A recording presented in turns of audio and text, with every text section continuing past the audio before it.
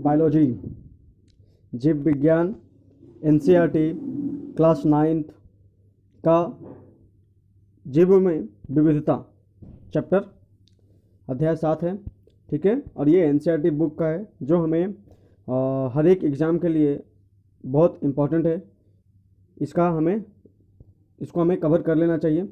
ठीक है, जैसे कि क्या लिखा हुआ है यहाँ पे, क्या आपने कभी सोचा है कि हमारे चारों ओर कितने प्रकार के जीव समूह पाए जाते हैं?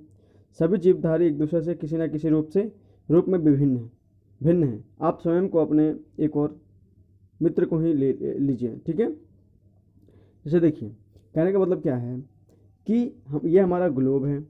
इस ग्लोब में आपका ये जो विषुवत रेखा है, ठीक है, इक्वेटर, तो इक्वेटर के पास, ठीक है, और इक्वेटर और कर्क रेखा और मकर रेखा के पास जितने भी एरिया हैं, ठीक है, इन इतने एरिया में इस एरिया को टॉरिड जोन बोलता है। इस जोन को टॉरिड जोन बोला जाता है। और इस जोन में बहुत सारे अलग अलग, बिल्कुल भिन्न भिन्न प्रकार का जीव देखने को मिलता है। ठीक है, कुछ यहाँ भी मिलते हैं, कुछ यहाँ भी मिलते हैं, लेकिन सबसे ज़्यादा आपको भिन्नता इन्हीं जोन में जितने भी जीव हैं उनमें आपको देखने को मिलेगा। ठीक है, और उसमें भी जो विषुवत रेखा के बिल्कुल नज़दीक वाले एरिया हैं उन वहाँ पे सबसे ज़्यादा आपको जीवों में विविधता देखने को मिलेगा। विविधता कहने का मतलब क्या, परितंत्र कहने का मतलब क्या, कि अगर आप सिंपल सा कोई भी आप फूड जो है खाना ही आप रख दीजिए 2-4 दिनों के लिए, ठीक है, तो वहाँ पे क्या होता है कि बहुत सारे कुछ दिनों बाद बहुत सारे ऐसा इन्वायरमेंट और ऐसा इन्वायरमेंट बन जाता है वहाँ का कि उस पर फंगस डेवलप होने लगता है। ठीक है, तो इस तरीके से हम कह सकते हैं कि हर जगह टेम्परेचर, हर जगह इन्वायरमेंट, हर जगह आपको जगह, प्लेस, प्लेस, जैसे प्लेस कहने का मतलब क्या कि ज़मीन हो गया, हवा हो गया और पानी हो गया। ठीक है, तो हर एक जगह अलग अलग इन्वायरमेंट बन जाता है और इसी अलग अलग इन्वायरमेंट की वजह से अलग अलग तरीके का जीव जो है वो डेवलप कर जाते हैं। ठीक है, और अलग अलग क्लाइमेट, बहुत सारी फैक्ट जो है यहाँ पे जो है फॉलो होता है कि इतने तरीके से हमें जीवों में विविधता कैसे देखने को मिलता है। ठीक है, तो अब हम आगे चलते हैं। ठीक है, जैसे वर्गीकरण का आधार क्या है। ठीक है, ये इंपॉर्टेंट है। तो जीवों के समूहों के वर्गीकरण का प्रयास प्राचीन समय से किया गया। जैसे अरस्तु ने क्या किया था कि सिर्फ और सिर्फ जितने भी जीव मौजूद है हमारे पृथ्वी पर उसको जल, वायु और स्थल के आधार पर बांट दिया। पर ऐसा थोड़ी ना है, पर ऐसा इसलिए नहीं है क्योंकि कुछ ऐसे भी जीव हैं जो जल में भी रहते हैं और आपका हवा में भी रहते हैं और आपका स्थल पर भी रह सकते हैं। तो ऐसे जीव को हम कैसे वर्गीकरण करेंगे। ठीक है, तो अरस्तु जो है वो सिर्फ और सिर्फ जल, वायु और क्या बोलते हैं स्थल, ये 3 के आधार पे ही जो है जीवों को बांटा था। ठीक है, वर्गीकरण किया था। जैसे प्रवाल, व्हेल, ऑक्टोपस, स्टारफिश, शार्क, ये कई मायने में एक दूसरे से काफ़ी अलग हैं। अब जैसे सही बात है कि जल में जितने भी सारे जीव हैं वो सब के सब एक जैसे बिल्कुल थोड़ी ना। जैसे व्हेल क्या हो गया कि स्टारफिश और शार्क जैसे और ऑक्टोपस के जैसा ही बिल्कुल उनका रहने का तरीका है या फिर खाने पीने का तरीका है, उन सबका बिल्कुल अलग अलग है। प्रवाल हो गया, ठीक है, उनका व्हेल से मैच नहीं करेगा। और स्टार फिश हो गया, शार्क हो गया, इन सब का एक दूसरे से क्या है कि अलग अलग तरीके से जीने का ढंग है। पर ये सारे जल में ही रहते हैं। तो जितने भी सारे जल में जीव हैं उनको हम एक वर्ग में नहीं न रख सकते। इसलिए क्या हो गया कि अरस्तु का जो है 3 तरीके से बांटना ठीक नहीं है।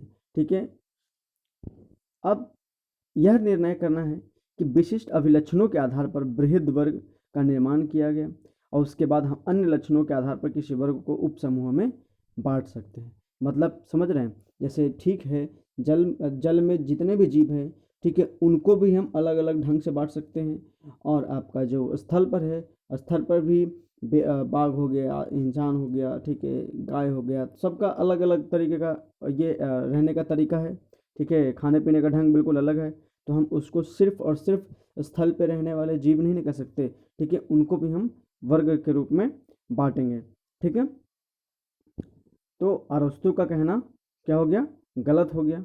और अब हमें आगे बढ़ना चाहिए, ठीक है, क्या कि उनका लक्षण और व्यवहार, ठीक है, इसके आधार पर भी हमको बांटना पड़ेगा सारे जीवों को, ठीक है। तो किसी जीव के लक्षण से तात्पर्य उस जीव का कोई विशिष्ट रूप या विशिष्ट कार्य है।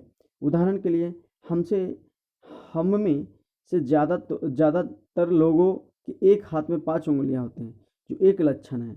जो हमारे उसी तरह हमारे दौड़ने की क्षमता और दौड़ने की क्षमता और बरगद के पेड़ को ना दौड़ पाने की क्षमता एक ही लक्षण है।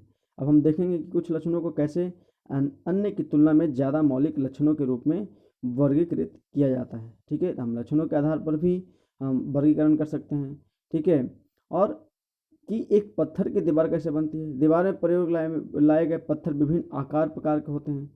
तो इस तरीके से ऊपर की ओर पत्थरों का आकार प्रकार नीचे के पत्थरों को प्रभावित नहीं करेगा, लेकिन निचले स्तर के पत्थरों के आकार से उनके ऊपर वाले पत्थरों का आकार अवश्य प्रभावित होता है। सही बात है, 2 पत्थर है, 2 पत्थर का निचले भाग में तो कोई नहीं होगा, ठीक है, चेंजिंग। लेकिन जो नीचे वाला पत्थर है और उस पर जो पत्थर रखा गया है, ठीक है, तो नीचे वाले पत्थर के ऊपरी वाले पार्ट में कुछ ना कुछ तो चेंजिंग आपको देखने को मिलेगा, क्योंकि घिसता रहता है वो, ठीक है।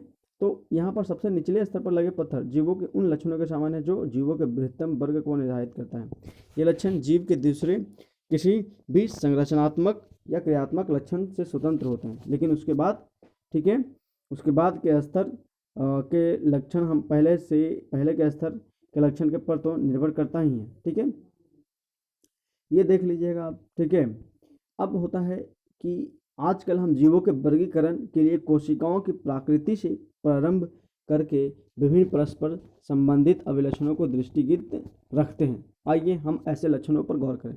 जैसे क्या है कि एक यूकैरियोटिक कोशिका होता है, ठीक है, यूकैरियोटिक कोशिका जो सिर्फ और सिर्फ एक कोशिका से बना हो, ठीक है, उसको यूकैरियोटिक कोशिका बोलते हैं। सॉरी, बहुत सारी कोशिकाओं से मिल करके जो है यूकैरियोटिक कोशिका बनता है। और प्रोकैरियोटिक कोशिका कहने का मतलब क्या कि सिर्फ एक कोशिका से वो मिल करके सिर्फ एक कोशिका से बनता है, ठीक है। तो यूकैरियोटिक कोशिका में केंद्रक समेत झिल्ली से घिरे कोशिकांग होते हैं।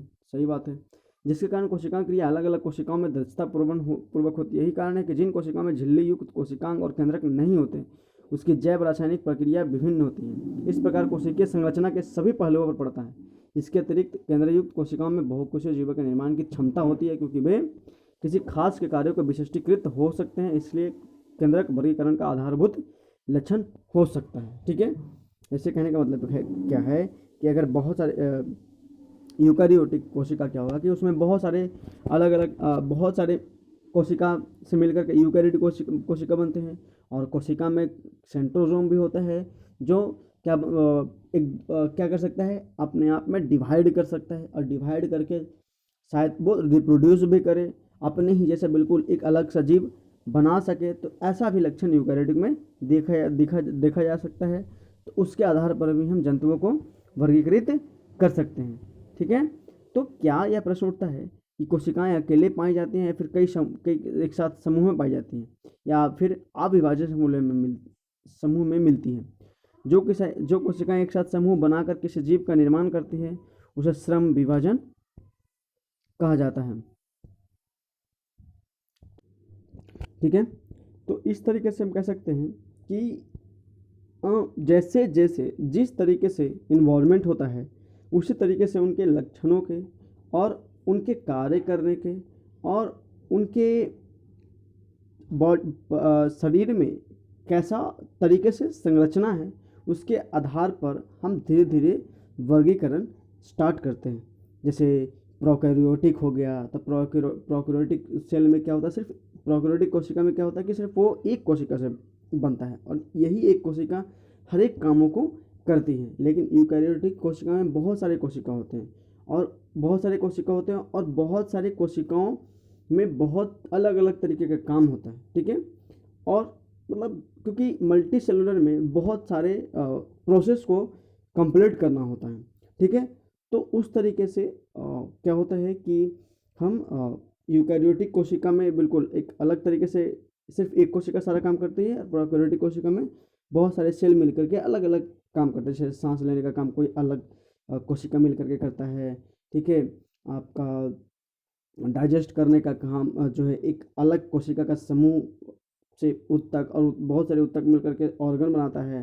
तो उनका डाइजेस्ट वो ऑर्गन एक अलग तरीके से अपना काम करता है, ठीक है। तो इस तरीके से अलग अलग कोशिकाओं के समूह को अलग अलग काम रहता है प्रोकैरियोटिक में, ठीक है, और यूकैरियोटिक में, ठीक है। वर्गीकरण और जैव विकास, सभी जीवधारियों को उनकी संरचना और कार्य के आधार पर पहचाना जाता है, उनका वर्गीकरण किया जाता है। और शारीरिक बनावट में क्या होता है कि शारीरिक बनावट अस्तित्व में आते ही शरीर में बाद में होने वाली कई परिवर्तनों को प्रभावित करती है, ठीक है। दूसरे शब्दों में शरीर की बनावट के दौरान जो लक्षण पहले दिखाई पड़ते हैं उन्हें मूल लक्षण के रूप में जाना जाता है। इससे पता चलता है कि वर्गीकरण का जैव विकास से कितना नज़दीकी संबंध है, जैव विकास क्या है, ठीक है। हम जितने भी जीवों को देखते हैं वे सभी निरंतर होने वाले परिवर्तन को उस प्रक्रिया के स्वाभाविक परिणाम है जो उनके बेहतर जीवन यापन के लिए आवश्यक थे। जैसे चार्ल्स डार्विन ने 1859 में द ओरिजिन ऑफ स्पीशीज में दिया कि जैव विकास का इस अवधारणा को वर्गीकरण से जोड़कर देखने में हम पाते हैं कि कुछ जीव समूह किस शारीरिक संरचना में प्राचीन काल से लेकर आज तक कोई खास परिवर्तन नहीं हुआ, लेकिन कुछ जीवों की समूहों की शारीरिक संरचना में पर्याप्त परिवर्तन दिखाई पड़ते हैं। पहले प्रकार के जीवों को आदिम अथवा निम्न जीव कहते थे, जबकि दूसरे प्रकार के जीवों को उन्नत अथवा उच्च जीव कहते हैं। लेकिन यह शब्द उपयुक्त नहीं है क्योंकि इसमें उनकी भिन्नताओं का ठीक से पता नहीं चलता। इसके बजाय हम इनके पुराने जीव और नए जीव का शब्द का प्रयोग कर सकते हैं, क्योंकि विकास के दौरान जीवों में जटिलता की संभावना बनी रहती है। इसलिए पुराने जीवों को साधारण और नए जीवों को अपेक्षाकृत जटिल भी कहा जाता है, ठीक है। तो ये रहा हमारा जीव विज्ञान का क्लास 9 का 7 चैप्टर का फर्स्ट पार्ट, ठीक है। उसके बाद हम पार्ट बाई पार्ट करके पढ़ेंगे, ठीक है, जीवों की विविधता को, ठीक है। Thank you.